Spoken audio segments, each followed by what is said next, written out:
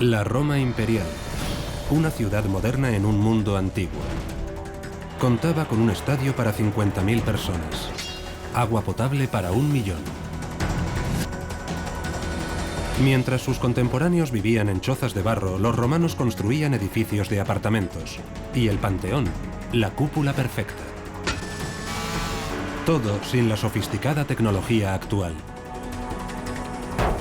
¿Alguna vez se ha preguntado cómo lo hicieron? Nosotros sí. Eso pesa casi 2.400 kilos. ¿Creéis que lo pueden levantar 3 personas? Hemos reunido a un equipo de expertos cuyo trabajo consiste en buscar soluciones a desafíos arquitectónicos. Ellos volverán a imaginar, recrear y entender cómo los antiguos romanos construyeron lo imposible. Construir lo imposible. Roma, primera parte.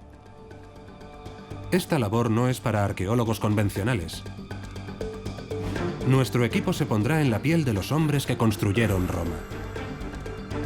Steve Burrows es un ingeniero estructural de renombre internacional. Él está detrás de algunos de los grandes monumentos contemporáneos, como la obra central de los Juegos Olímpicos de Pekín. Al igual que el nido de pájaro es un icono de los Juegos Olímpicos de Pekín, este estadio era un icono de Roma.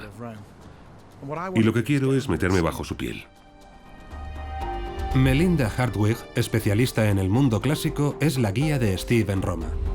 El diseñador arquitectónico Charlie Laxton se encargará de analizarlo desde una perspectiva de conjunto, decodificando las construcciones a partir de mapas y planos. Mientras tanto, a 8.000 kilómetros de distancia, en la Universidad de Luisiana en Lafayette, Chris Carroll ha montado un laboratorio de campo. Él y su equipo de construcción lo pondrán todo en práctica. Eso es lo que hicieron hace 2000 años y sigue en pie. Es impresionante. Una antigua construcción romana eclipsa todas las demás. A día de hoy continúa dominando el horizonte. Tiene una altura de 15 plantas. Ocupa una superficie impresionante. Es el Coliseo. Aquí acudían las masas a ver las luchas de gladiadores y criminales. Miles de personas perdieron aquí la vida, pero a pesar de su sangriento pasado, a pesar de sus 2000 años de antigüedad, todas las instalaciones deportivas construidas desde entonces están en deuda con él. Y todos los ingenieros que se acercan a contemplarlo reaccionan de la misma manera. Vaya. Es increíble, ¿verdad? Lo primero que te llama la atención cuando ves el Coliseo por fuera es la escala, la altura de la construcción sobre el nivel del suelo. Se trata de una estructura enorme cuyo objetivo es proclamar la riqueza y el poder de Roma. Lo más importante era tener contentas a las masas. Tenlas entretenidas y esa es la forma de ganarte su corazón. Cuando se utiliza es un lugar de barbarie y excesos. Sin embargo, su diseño y construcción son muy sofisticados, con una meticulosa planificación para realizar una tarea en concreto. Hay muy pocas construcciones que, en cuanto ves los planos, sabes exactamente qué son y para qué se usan, y el Coliseo es una de ellas. Al ver esto, te das cuenta de que es un estadio, a pesar de que se diseñó hace casi 2000 años.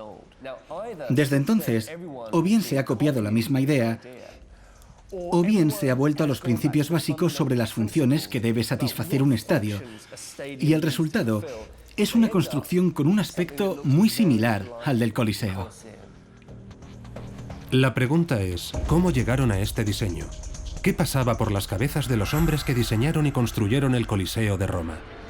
A fin de cuentas, el Coliseo fue el primero, el precursor de todos los demás.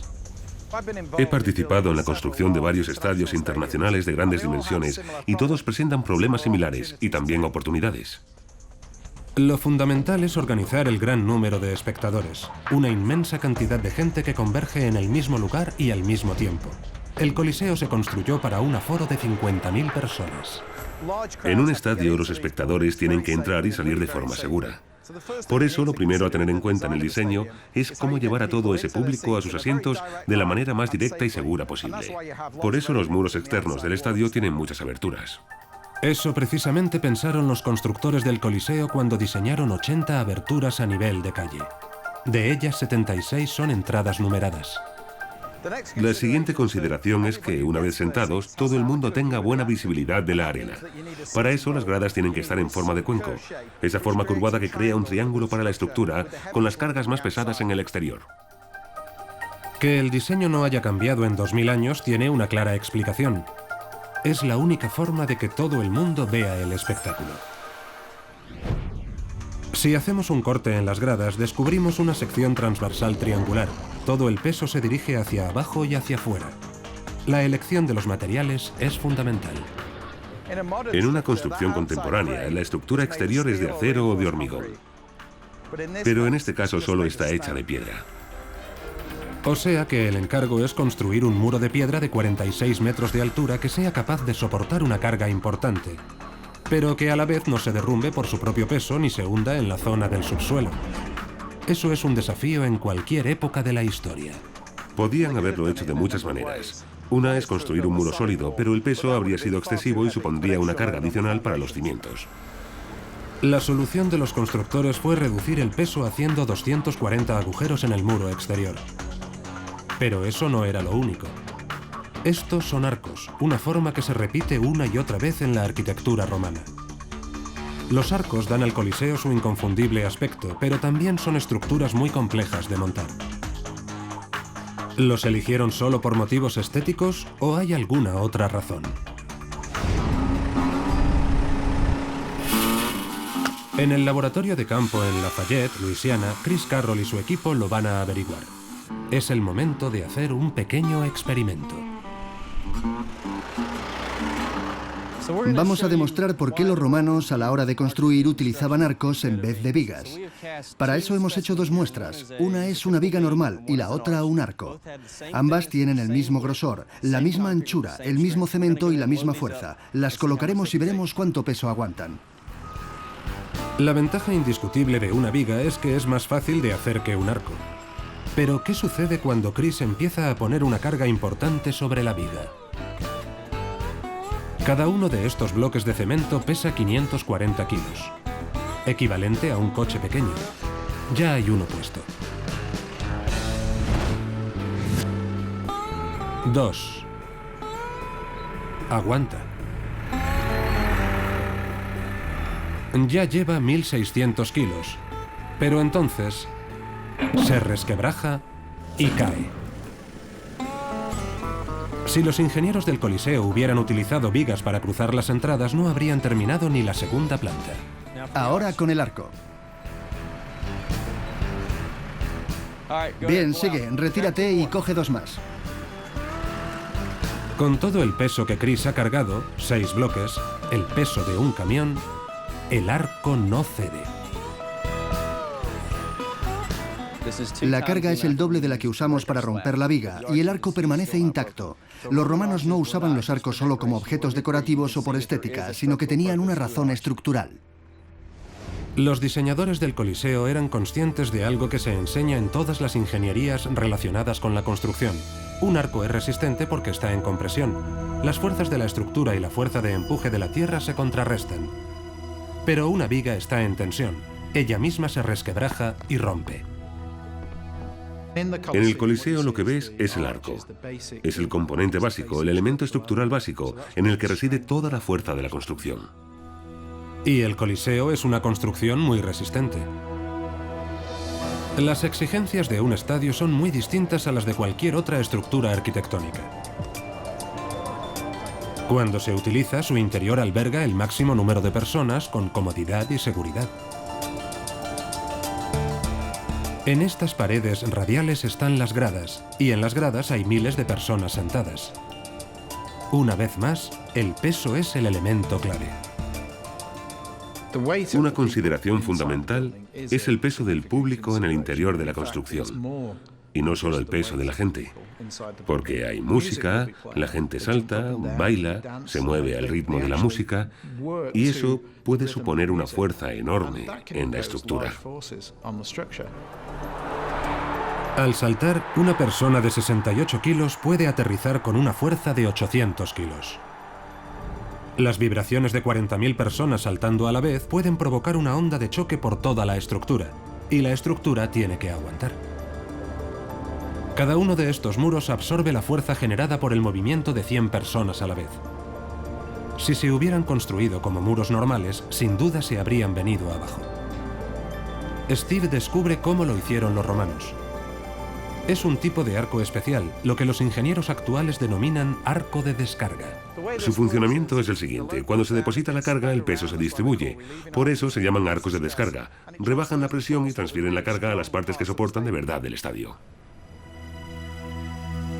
Estos arcos están construidos en el muro. Su función, canalizar las fuerzas que tienen encima. El peso fluye hacia puntos fuertes construidos para ese fin, en este caso enormes bloques de travertino. Es como desviar un rayo a lo largo de un edificio. Esto es el travertino, la principal estructura inferior del estadio, tallado en enormes bloques que soportan toda la carga. Estos son los huesos del esqueleto de este estadio, donde todas las cargas pesadas se transfieren hacia el suelo.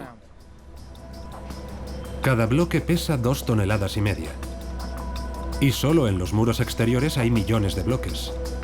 Lo que para Steve suscita una pregunta muy sencilla. ¿Cómo los movían? Si construyéramos este estadio en la actualidad, utilizaríamos una gran cantidad de maquinaria y equipamiento. Los romanos levantaban bloques de piedra de 2 toneladas de peso hasta 52 metros de altura, que es la altura de un edificio de 15 plantas. Para mí el misterio es cómo lo hicieron y qué equipo utilizaron. La mejor pista puede que esté 5 kilómetros al norte, en el Vaticano. Melinda acompaña a Steve a ver una escultura que antaño decoraba una antigua tumba romana. Perteneció a una familia de constructores que vivieron en la época del Coliseo, y en ella está la imagen de un dispositivo excepcional. Esta es una de las máquinas que debieron utilizar para izar grandes bloques de piedra. El principio es muy básico. Estas son cuerdas elevadoras y estas son las piedras que se usaban para mover el mástil. Esta rueda es de hecho el motor de la máquina. Caminando dentro de la rueda, como en una rueda de hámster, unas pocas personas, aquí en el bajorrelieve se representa a 5, eran capaces de levantar una carga muy pesada. ¿Así se construyó el Coliseo? Esta es la única imagen contemporánea de una máquina como esta. ¿Cómo saber si funcionaba? ¿Y cuánto peso era capaz de levantar? La mejor manera de dar respuesta a estas preguntas es construir.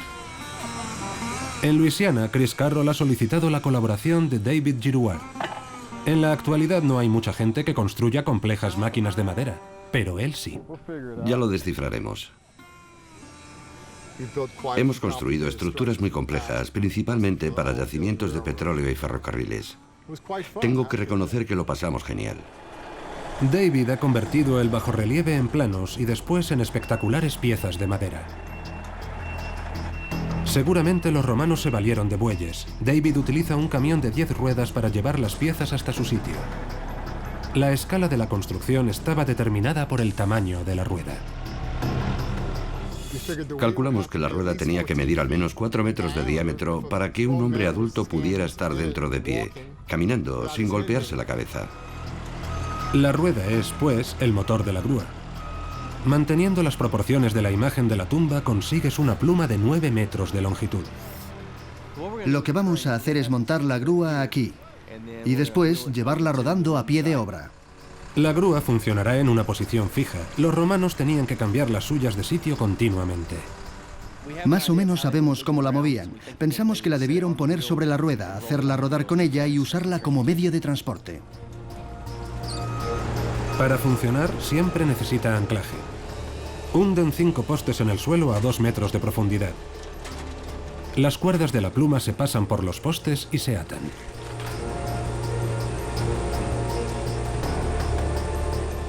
Hemos puesto 2 bloques triples a ambos lados de la pluma.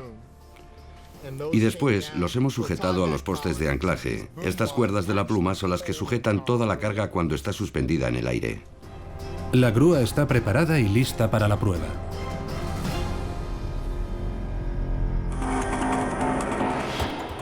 Cuando se construyó el Coliseo era el proyecto de ingeniería de mayor envergadura y dificultad de la antigua Roma. Solo los cimientos de la construcción cubrían una superficie de casi 2.200 metros cuadrados. El reconocido ingeniero Steve Barrows sabe las dificultades a las que se enfrentan los ingenieros en un proyecto de esta escala.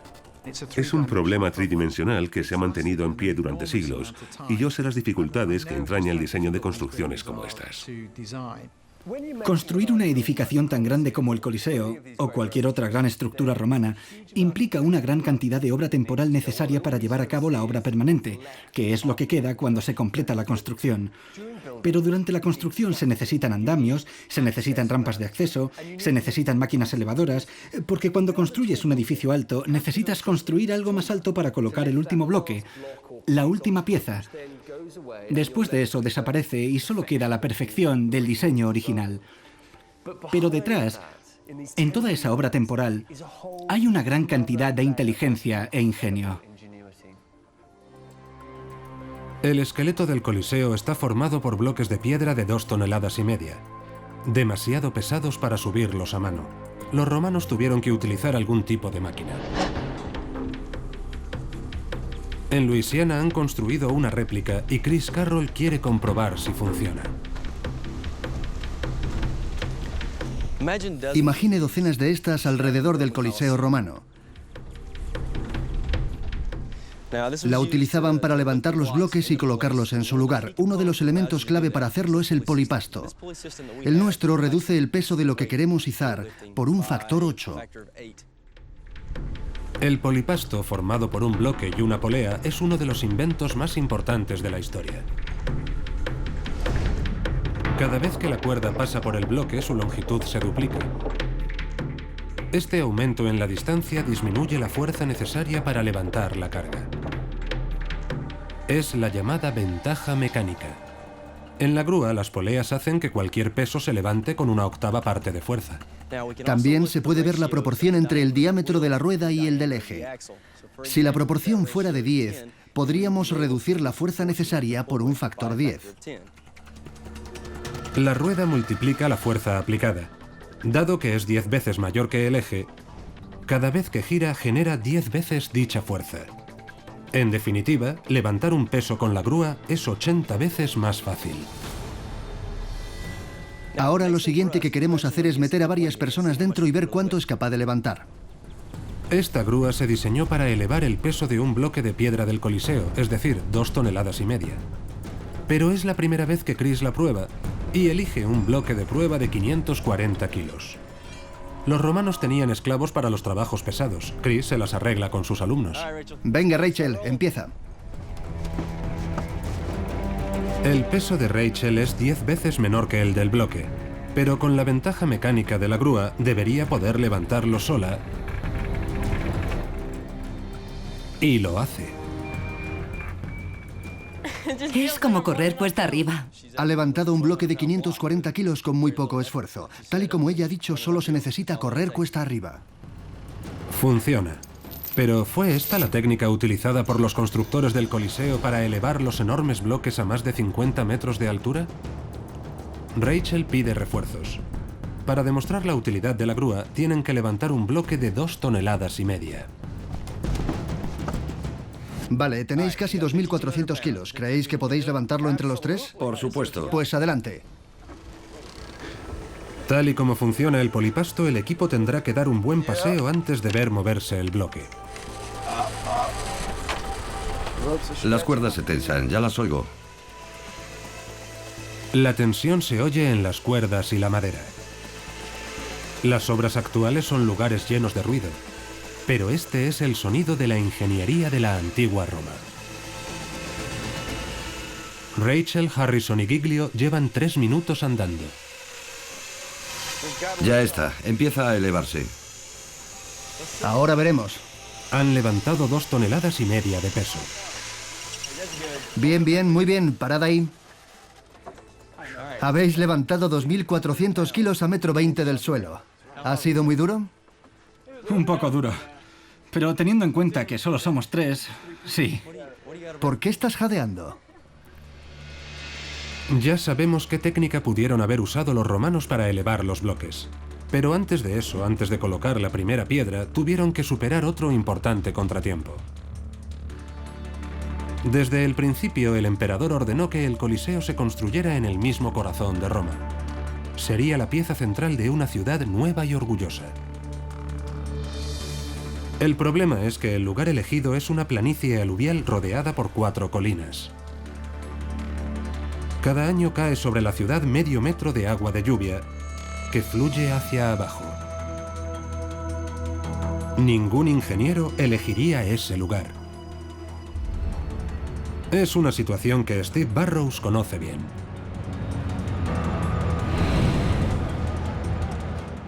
Yo no elegiría esa ubicación para el Coliseo, pero normalmente, como ingeniero, no tienes mucha elección en la ubicación de tus edificios. Lo único que puedes hacer es tratar de encontrar una solución para los problemas que se te presentan. Los ingenieros imperiales diseñaron esta construcción a sabiendas de que, a menos que tomaran medidas, la zona que hay debajo del escenario, llamado el hipogeo, se inundaría irremisiblemente. Y es una parte vital del edificio. El hipogeo es la estructura subterránea del anfiteatro. En realidad es como las entrañas de todas las producciones que se llevaban a cabo en la arena del anfiteatro. En el hipogeo había zonas donde se guardaban los decorados, otras zonas donde estaban las jaulas de los animales, zonas donde descansaban los gladiadores. Todo lo que los espectadores no veían se hacía en el hipogeo. El reto estaba en subir al escenario todos los elementos que formaban el espectáculo sin que el público fuera consciente de ello. Para eso, la zona subterránea tenía que ser enorme y no podía estar llena de agua. Sabemos que el Coliseo se construyó en una cuenca natural que durante siglos, antes de la construcción del estadio, había retenido y almacenado agua, y existía la posibilidad de que el agua se acumulara justo debajo de la pista. El primer paso era solucionar ese problema. Enterrado junto a los cimientos, hay un complejo y ambicioso sistema de drenaje. Para los que se atrevan, hay partes a las que todavía se puede acceder. Ahora estamos en la entrada de uno de los 4 canales de agua que hay en el Coliseo. Tú primero. Bien, vamos. Es evidente que por aquí todavía fluye el agua. O sea que estamos dentro de un desagüe de 2000 años de antigüedad que todavía sigue funcionando. Sí, todavía funciona. Y se une con otro más moderno. El nuevo y el viejo se unen para drenar el agua del Coliseo. Desde luego sabían construir sistemas de drenaje. Los 4 desagües del Coliseo se conectan a una red de drenaje que recorre todo el subsuelo de la ciudad. Tras un recorrido de muchos kilómetros, desemboca por fin en el Tíber, el río de Roma. Y no lleva solo agua. Aquí también desembocan las basuras y las alcantarillas de la ciudad, al igual que la sangre de los gladiadores y los restos de comida dejados por el vociferante público. Seguramente estos huesos son de gente que utilizaba el Coliseo y los que contemplaban los espectáculos de gladiadores. Aquí no había prácticamente mantenimiento, lo que explica que estuviera a rebosar de todo tipo de residuos procedentes del Coliseo. O sea, ¿que crees que son restos de comida de alguien que estaba viendo el espectáculo mientras los gladiadores luchaban entre sí? ¿Por qué no? Podría ser. Pero en el subsuelo del Coliseo no hay solo desagües. Era un mundo oculto donde había todo lo necesario para poner en escena el espectáculo de los juegos. Steve quiere entender su funcionamiento, pero resulta frustrante. Buena parte de lo que había ya no existe. Cuando te das una vuelta por todo el hipogeo, te das cuenta de que el espacio es enorme. Pero la verdad es que no ves lo que hubo allí en aquella época. Lo que queda es un poco como una radiografía. Solo puedes ver los huesos. Lo único que queda son los muros estructurales, pero no todo lo que hubo y que ahora ya no existe. Crónicas antiguas sugieren la existencia de un complejo sistema mecánico para subir decorados, animales y combatientes a la arena del Coliseo. Aquí no queda ni rastro de aquel sistema. Pero el Coliseo no fue el único estadio que construyeron los romanos. Uno ha sobrevivido bajo una capa protectora de cenizas volcánicas.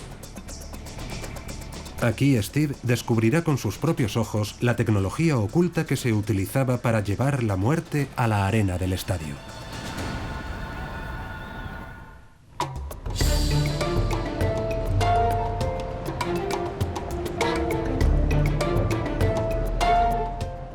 La puesta en escena de los juegos era una operación muy compleja. Casi todo el trabajo se hacía entre bambalinas y prácticamente toda la tramoya ha desaparecido. Sin embargo, durante el Imperio Romano, la mayoría de las ciudades celebraban sus propios juegos y contaban con su propio estadio. A 240 kilómetros al sur de Roma, en la costa mediterránea, se halla Pozzuoli. Pozzuoli era una ciudad portuaria, pero no una ciudad portuaria cualquiera, sino un puerto de entrada al imperio. La primera vez que veías el anfiteatro estabas ante una manifestación de todo el poder de Roma, de su dominio, de su capacidad de control de muchos recursos, entre ellos traer animales desde los rincones más remotos del mundo conocido. Debido a que la ciudad estaba muy bien comunicada, el estadio de Pozzuoli se especializó en peleas de fieras, lo que planteaba una dificultad añadida: cómo transportar animales peligrosos desde el hipogeo al ruedo. Probablemente lo construyeron los mismos ingenieros que se encargaron de la construcción del Coliseo de Roma. Pero este tuvo mejor suerte que el Coliseo y se conserva casi intacto. En el siglo V quedó enterrado bajo la lava y las cenizas de un volcán cercano. Permaneció bajo tierra durante más de 1500 años. En la pista hay 46 huecos para trampillas.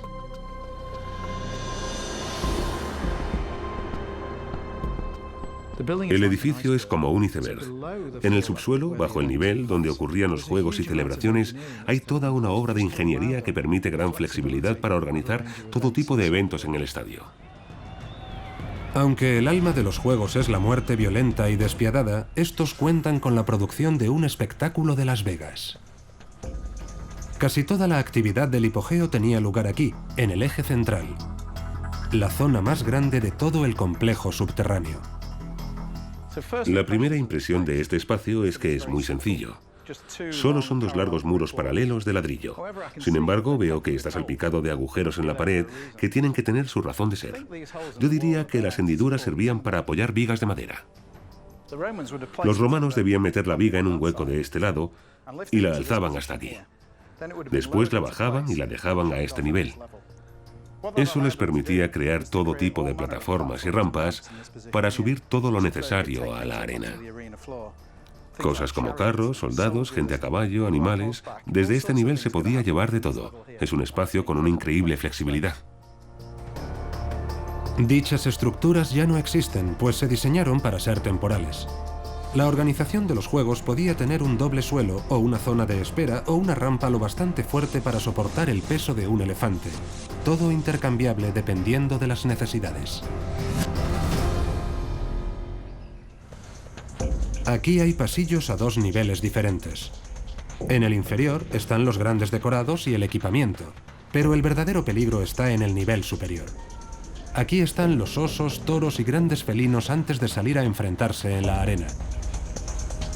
El objetivo es ponerlos ante el público de la forma más espectacular posible. Estoy en el nivel donde se mantenía a los animales en jaulas. Estos huecos están en todo el perímetro de la arena y en todos ellos hay una trampilla.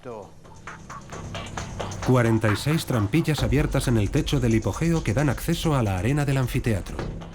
Deslizaban la jaula hasta este espacio abierto. Aún se ven aquí las ménsulas, las estructuras de soporte donde se colocaba la plataforma temporal y donde estaba la jaula entre las trampillas esperando el momento de salir. La plataforma de madera recorría toda la longitud de la galería. Las jaulas se deslizaban y colocaban justo debajo de la trampilla, listas para subir. Una vez que la jaula estaba aquí, solo faltaba elevarla hasta la pista. Eso lo hacían utilizando un sistema de contrapesos que se deslizaban por estas guías verticales. Así bajaban el contrapeso y la jaula subía. Pero aún queda un buen tramo hasta el nivel superior, así que el contrapeso tiene que bajar hasta el nivel inferior. Hasta este nivel, a través de esta guía. Y al hacerlo se conecta a través de las poleas con la plataforma en la que está la jaula. Entonces la jaula sube volando a través de la trampilla y se planta en la pista. Al recrearlo, queda patente la ingeniosidad del sistema. Funciona como un montacargas. En el hacinamiento propio del hipogeo, los contrapesos producen máxima velocidad de impacto con relativamente poca mano de obra. Así que un ciudadano romano que tiene un asiento de primera fila en el anfiteatro de Pozzuoli, ¿qué es lo que ve? Pues que de una trampilla del suelo sale un león. Y tal vez por otra trampilla sale un oso. Y quizá es tan afortunado que de una tercera trampilla sale un toro. Y tú estás ahí sentado, viendo cómo esas bestias se matan entre sí. En la superficie, el reto para los ingenieros es asegurar que todos y cada uno de los 20.000 espectadores tienen buena visibilidad. Desde el punto de vista de la ingeniería, los estadios son construcciones excepcionales, ya que plantean dificultades especiales, relacionadas básicamente con la idea de tener una gran multitud de gente viendo a la vez el espectáculo que tiene lugar en la arena.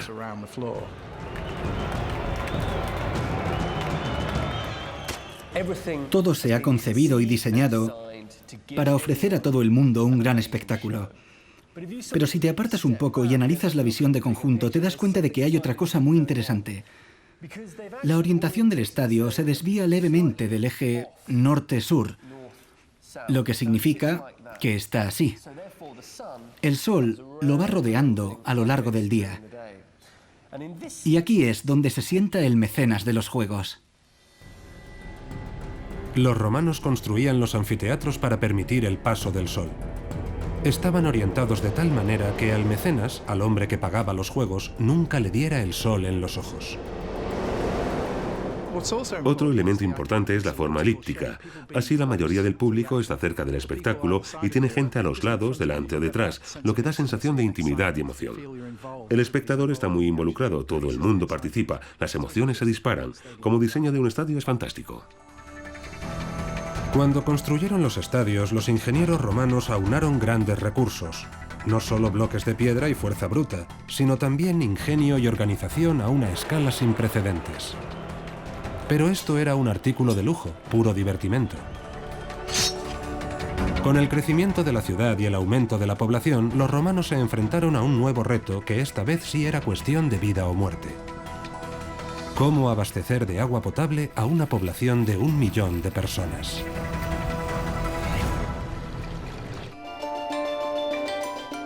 Los romanos construyeron el anfiteatro más grande nunca visto, el Coliseo. Era el punto central de la ciudad más grande del mundo, la capital de un imperio.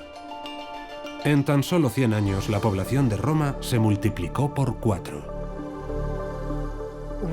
Roma era una ciudad moderna en todos los sentidos. Tenía una población aproximada de 1 millón de personas. Y un número tan importante de habitantes genera una serie de problemas. Entre ellos, el más acuciante es el del agua. Nadie elegiría construir Roma donde está, ya que su ubicación plantea una serie de problemas importantes. El primero es que está en 7 colinas y que en las colinas no hay grandes manantiales ni otras fuentes de agua.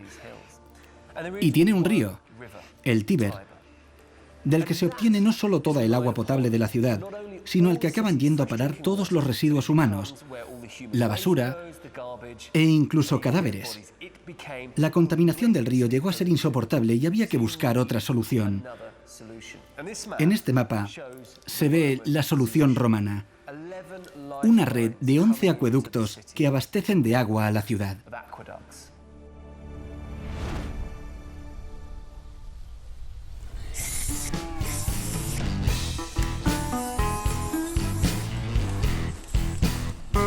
Un acueducto romano es una máquina enorme que puede llegar a tener 80 kilómetros de longitud.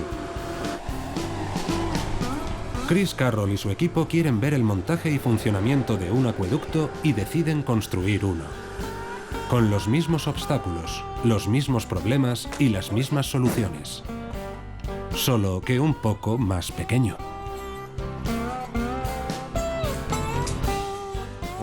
Primero fijaremos la línea del muro del acueducto y marcaremos con lápiz en el cemento dónde tiene que ir el muro para que todo encaje.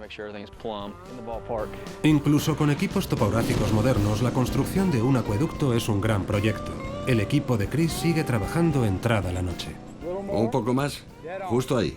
Compruébalo otra vez para asegurarnos. El encofrado de madera dará forma a la estructura. Tiene que quedar perfecto.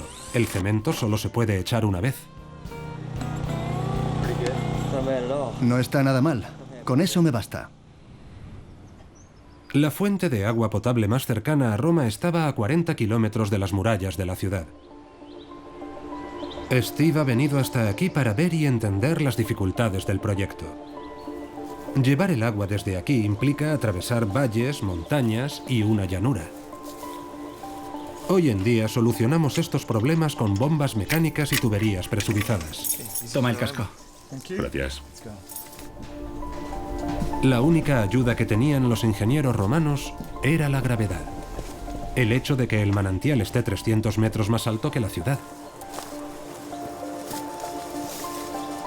Para mí es increíblemente impresionante cómo los romanos llevaron el agua desde las montañas hasta la ciudad de Roma, utilizando únicamente la fuerza de la gravedad. Las limitaciones son evidentes y ponen las cosas muy difíciles. Los ingenieros no podían subir por las montañas y tuvieron que atravesarlas. Y al utilizar un nivel de fluido único, tenían que conseguir la pendiente perfecta. Si excavaban un ángulo demasiado plano, el agua no llegaría a Roma. Si era demasiado pronunciado, el agua erosionaría las paredes y el túnel se derrumbaría. ¿Con qué pendiente se tenían que hacer los túneles? Era una pendiente mínima. Estamos hablando de 1 por 1000, es decir, de 1 metro por cada kilómetro. Por eso, normalmente, tenían que hacer acueductos mucho más largos que la distancia real. Para mantener el ángulo exacto de inclinación, los ingenieros no tuvieron más remedio que excavar el túnel no en línea recta, sino serpenteante, buscando un itinerario más largo. Este acueducto tiene 80 kilómetros de largo a pesar de que la distancia en línea recta hasta la ciudad es solo de 40. A mí lo que más me sorprende de los acueductos es la precisión con que se construyeron y cómo la consiguieron, excavando puntos de control topográfico entre medio metro y 60 metros de profundidad a lo largo de todo el trayecto. Así, entre punto y punto, los túneles pueden serpentear y la presión diferencial cambia bastante.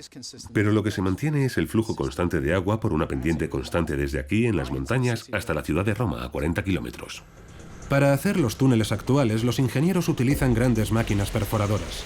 Guiadas por láser y equipadas con cabezales cortadores con puntas de diamante, estas máquinas pueden perforar diariamente 75 metros de montaña. Los romanos no tenían máquinas, solo hombres. Y en las paredes todavía quedan las cicatrices de su trabajo. Podemos ver perfectamente las huellas de la excavación. Y se ve de qué dirección venían, porque está claro que fueron cavando a mano, lo que se refleja en las marcas de la pared. Y dime, ¿qué equipamiento utilizaron? Algo parecido a una piqueta. ¿Y esos agujeros que hay por toda la pared, sabemos qué son? Los agujeros son para poner la luz. Ten en cuenta que trabajaban bajo tierra, sin luz. Es decir, que la tecnología tuneladora romana consistía en realidad en una piqueta y una vela. Si hubieran empezado a cavar desde un extremo, incluso con equipos trabajando las 24 horas del día, habrían tardado unos 1300 años en excavar los túneles del acueducto. En el tope del túnel solo podían trabajar 2 o 3 personas como mucho, con lo que el progreso habría sido muy lento. Por eso lo que hicieron fue excavar pozos verticales y horizontales a lo largo de la línea del túnel. Los romanos excavaron pozos en las montañas cada 60 metros. Así crearon múltiples topes de túnel, lo que permitía excavar a cientos de hombres a la vez.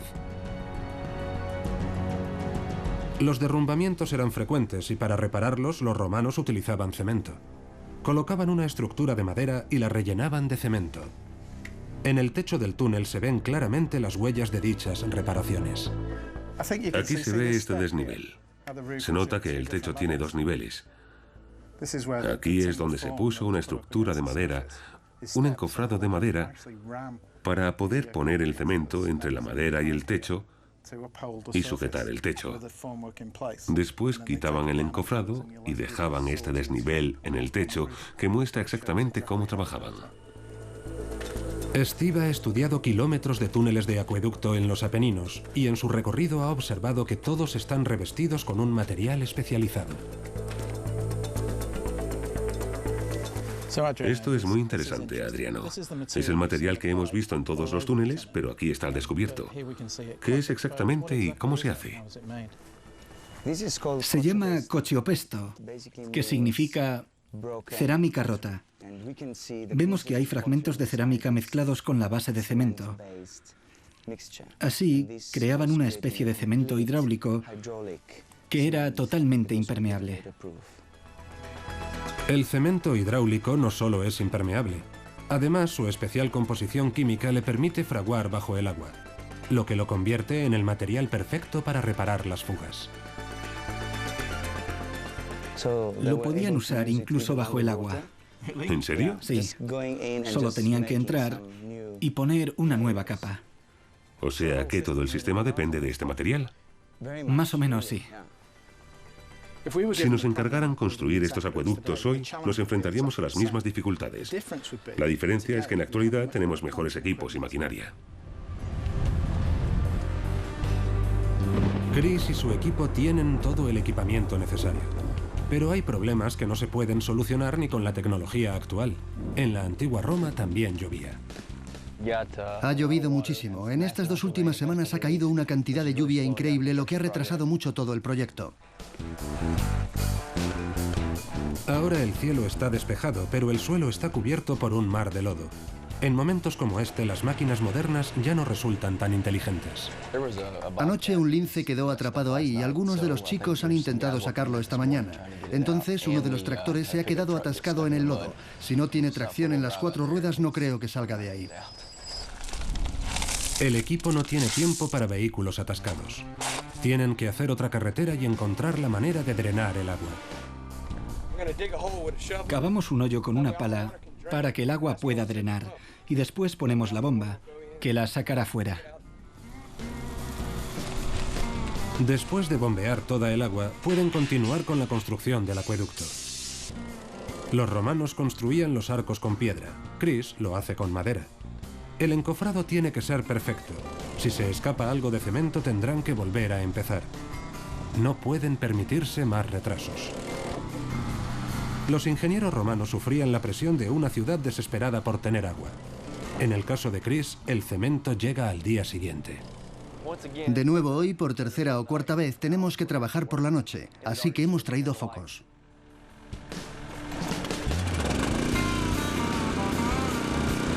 El encofrado de Chris utiliza 6 metros cúbicos de cemento. La versión romana es 27 veces más alta, 3.500 veces más larga y transportaba 750 millones de litros de agua al día. Pero ellos tenían años de experiencia en la construcción de acueductos. Para Chris, este es el primero. Lo deja secar al sol de Luisiana. ¿Estará a la altura?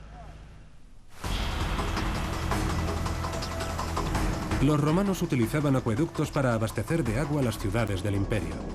Estas majestuosas máquinas transportaban agua a muchos kilómetros de distancia desde las montañas al corazón de las ciudades.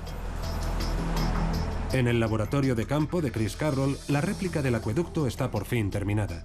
Han pasado 3 meses desde que echaron el cemento, y esta maravilla en miniatura contiene todos los elementos que hay en cualquier original romano. Un acueducto es mucho más que un montón de arcos cruzando un valle. Además de la fuente de agua, tiene otras 5 partes fundamentales. En primer lugar, hay un túnel. Después, un sistema de tuberías que desemboca en una zanja cubierta que, a su vez, desemboca en la parte expuesta del acueducto, que es la pared, y sobre ella los arcos. Solo al ver todas las partes juntas te das cuenta de la capacidad y la visión de los ingenieros. Pero el terreno entre la fuente de agua y la ciudad no desciende suavemente colina abajo, sino que está salpicado de profundos valles. El agua fluía a través de valles profundos gracias a un cambio en la elevación del sistema de tuberías. Como pueden ver a mi espalda, la última colina es más alta, lo que crea mayor presión para empujar el agua por el sistema de tuberías y hacerla subir de nuevo por la colina más cercana a mí. Al bajar por la pendiente, el agua gana velocidad y presión. Esta la empuja cuesta arriba por el otro lado. Es una solución que funciona en cualquier escala.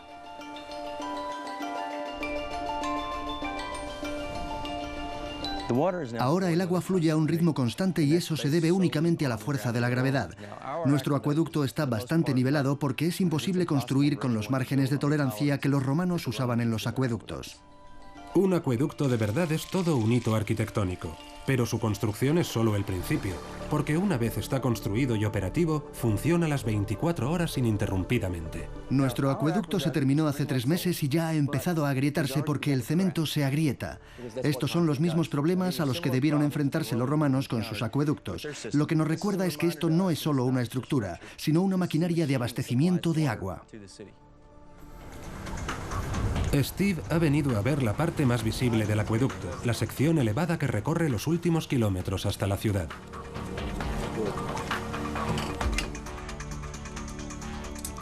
¿Preparado? Sí. El hecho de que ahora sea una ruina significa que puede ver exactamente su funcionamiento.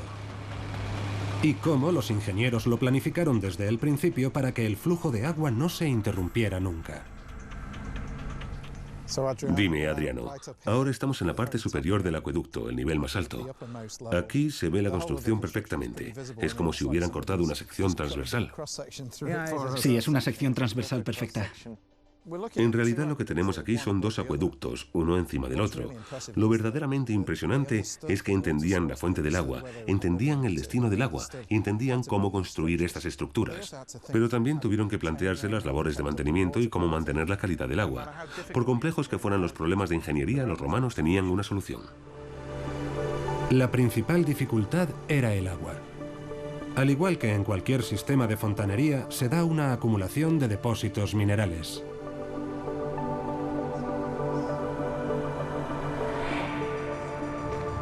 Así es como limpiaban el acueducto inferior. Lo que veo aquí son piedras que sobresalen de la pila. Y solo ocurre cada 8 o 9 pilas. De hecho, aquí se nota que la piedra se ha cortado en esta posición. Yo creo que este contrafuerte tiene una doble finalidad. Una es el sistema de estabilidad. Proporcionan estabilidad lateral a todo el acueducto. Y la segunda es una escalera por la que se puede subir y meterse en el acueducto inferior para limpiarlo. Así que se usa tanto para mantenimiento como para estabilidad. Muy romano en el sentido de que lo construyen una vez y le dan doble uso. Antaño, los contrafuertes de piedra llegaron a sobresalir más de 1 metro reforzando la estructura. Pero a su vez creaban una escalera, una forma de subir los 12 metros hasta arriba. Así, los equipos de limpieza tenían acceso al canal del acueducto para mantener el flujo de agua hasta la ciudad. Aproximadamente 1 metro cúbico de agua por habitante todos los días. 3 veces el agua que utiliza un hogar medio estadounidense. Pero los romanos no solo la usaban con fines prácticos, les encantaba. Para ellos era un símbolo de riqueza, poder y lujo. Y esa idea llevó a la creación de algunas edificaciones asombrosas. Una de ellas descubre la solución a un problema de ingeniería único: cómo construir unos baños con un aforo de 10.000 personas. Volvemos en un minuto.